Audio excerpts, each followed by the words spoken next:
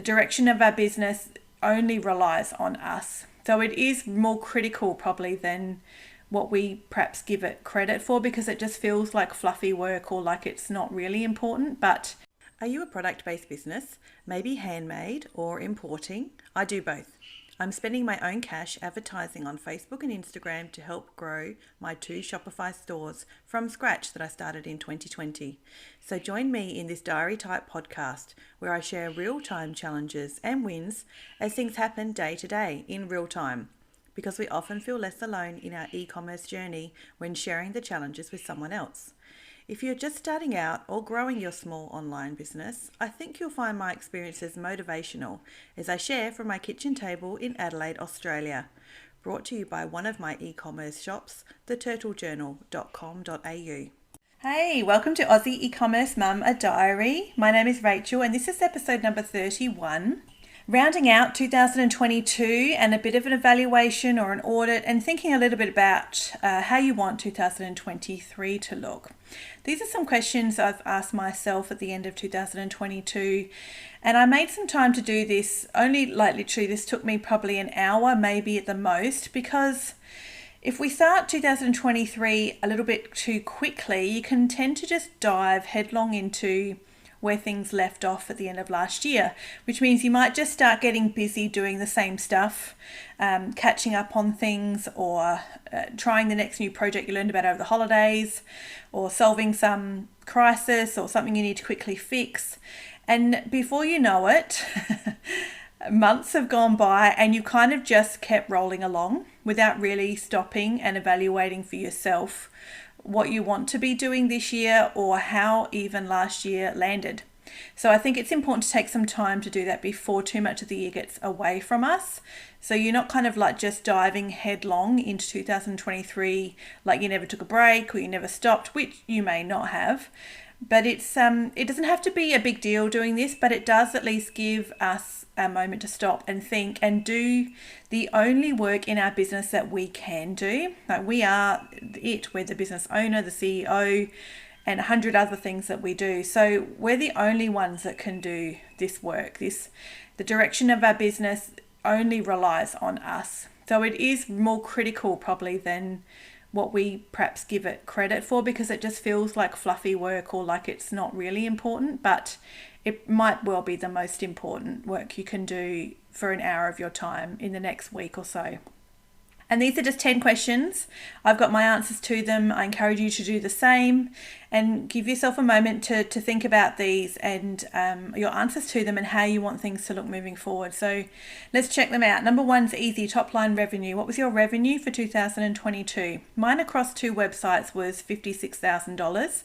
I'm really happy with that because I have a job and a family and community commitment. So this is just an evening, hobby and side hustle for me. I certainly haven't made enough to be earning, a living from in e-commerce on my 2 websites. So that's split over 2 websites. So it's even obviously less sustainable to live off moving forward than one website's revenue would be. So it's not an amazing revenue figure for sure, but it's at the end of my 2nd year in business, starting from scratch and zero, I'm pretty happy with that. I'm disappointed at all.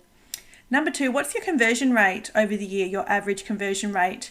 And average because you obviously don't want to look at a specific time period. If I look at mine around Christmas time, it was like 3%, which I was really happy with. Whereas when I look now through January, my conversion rate I looked before I record this episode is 0.74. So 0.74. So it's a slow start to the year. But over 2022, as an average, mine was 2.62. So I was really happy with that. Now, your conversion rate's a little bit of a loaded question because it really does depend a bit on the stage of business you're at and the industry you're in, the cost of your products, and also whether maybe you sell consumables or a once-off like, toothpaste versus a wedding dress or something like that. So conversion rate is not so cut and dry. Lots of things about our business are not cut and dry. You need to do a bit of digging and make sure you've got all the nuance built in and the context around it. Because if your conversion rate is high, I would say high is anything over 3%. I don't think that's something to brag about, because it probably means you haven't got enough people coming to see you at your website to buy. So your traffic volume is not big enough, because the 3% conversion rate, unless you have thousands of people coming to your website every month, I don't think it's high enough to feel comfortable with that. You probably need more people, because that will probably peter out and burn out. You may exhaust that group of people with a conversion rate that high. And if it is that high, you can absolutely afford to pump more people into your website, into your top of funnel, in your marketing efforts, to water that down a little bit without actually sacrificing your profitability and things like that. And obviously then massively increasing your reach. So if your conversion rate is more like sort of 1% or 1 to 2%, I think that's pretty standard for e-commerce as a general rule of thumb. But again, if you sell expensive products, your conversion rate is going to be a lot lower. If you sell, I don't know, spa baths or something like that versus toothpaste, one is probably going to be an easier sell to get someone to part with $5 for toothpaste versus $5,000 for a spa bath. But in any case, what is your conversion rate as an average over 2022? Number 3, what was your biggest expense in 2022? And is there any way you can think maybe to reduce that expense? Or is it the expense justified? Is it perfectly justified, that expense, and there's no need to worry about doing anything about it? Obviously, stock is a big thing. So if you're a product-based business, like I am, but even if you think about this pragmatically, is there ways that you could maybe reduce your stock cost? Try some different suppliers or something like that, perhaps do some test orders to see if you can reduce your stock cost a little bit. I just think it's always a good idea to think about your expenses and to see if there's some ways that you can cut some out and reduce some. And don't jump to advertising as an easy way to reduce your cost either, because that ends up biting yourself in the bum. You sort of end up screwing yourself over doing that, I think, because you're reducing the visibility of your business. But it's always worth thinking about what cost did you have through last year. For me, this is as easy as looking through my credit card statement and all the transactions and just skimming them and seeing what I spent a lot on often and why I did that, and is there any way I could maybe make that a bit leaner. I had a couple of episodes I'd encourage you to listen to. Episode number 8 and episode 28. It's a 2-part, episode 8 and 28, about my Christmas inventory disaster. So I had a real issue with inventory over Christmas 2022. I did an episode about it back at episode 8, and then I updated everything after Christmas to give you an update of where things were at in episode 28. So I encourage you to have a listen to that if you're looking at your expenses for last year and maybe ways you might be able to reduce some of those. And also I did a packaging audit, episode number 2 and episode 27. So episode 2, I did a packaging audit, talked about ways you can look at critically how much you spend on packaging. And episode 27, I actually talked about raising your prices and when's the last time you did it and some reasons why. So there's a heap of episodes there that are all related to your costs and your expenses and the cost of doing business and ways maybe you might be able to reduce those for yourself this year. Question 4. Did you notice any big picture changes in the market or in the industry that you're in to be aware of? This is a much more high level, what's going on in the world type question.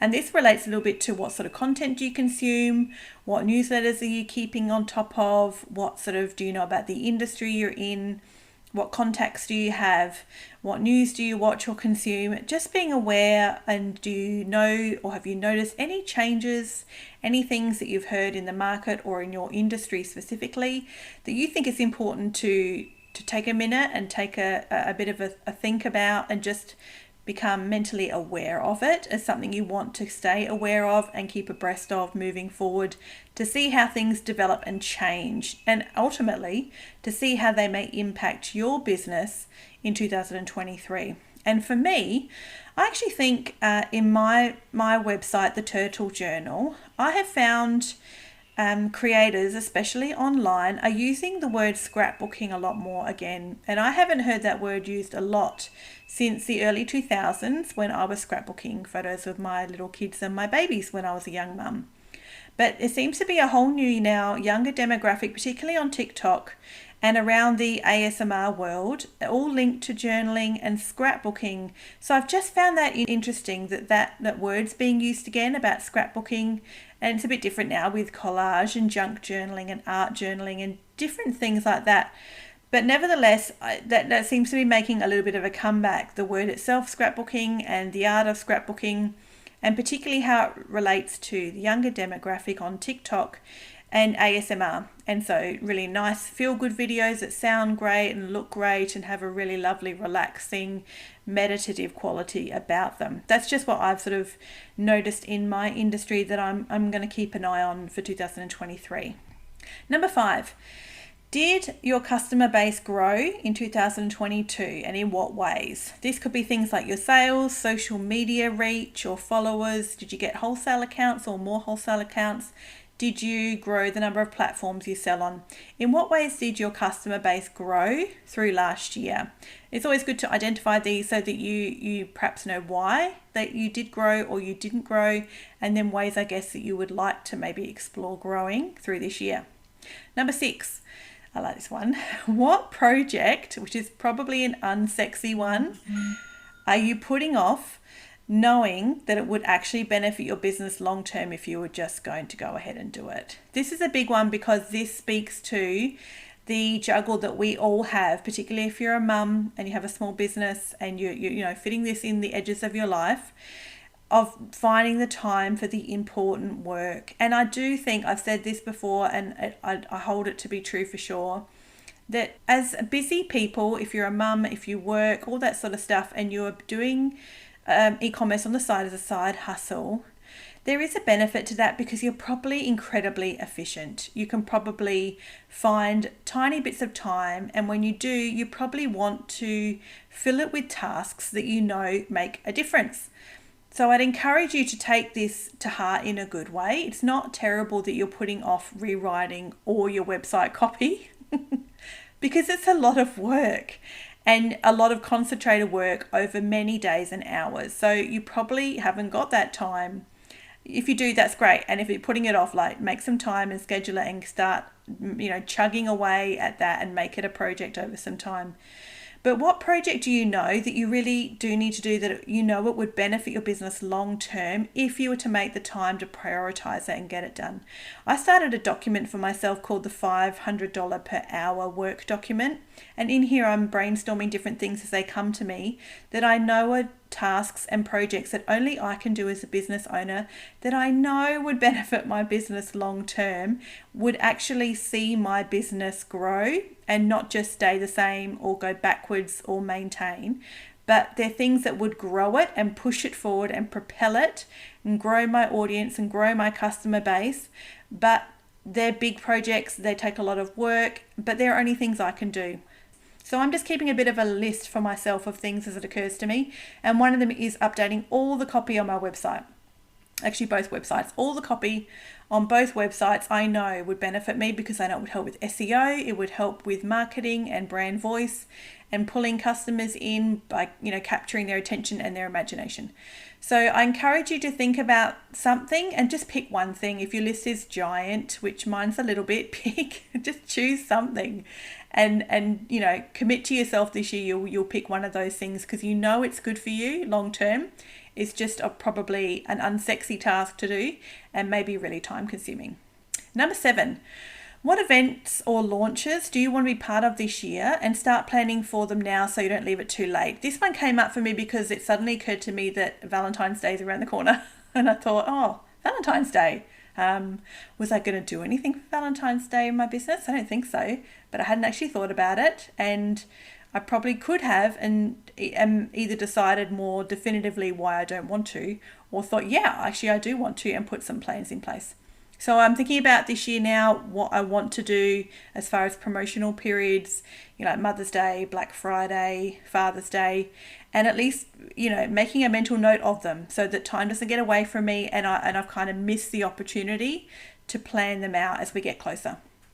Number 8, what metrics do you wish you'd tracked in 2022 that you didn't, that in thinking about it now, they would be helpful to know?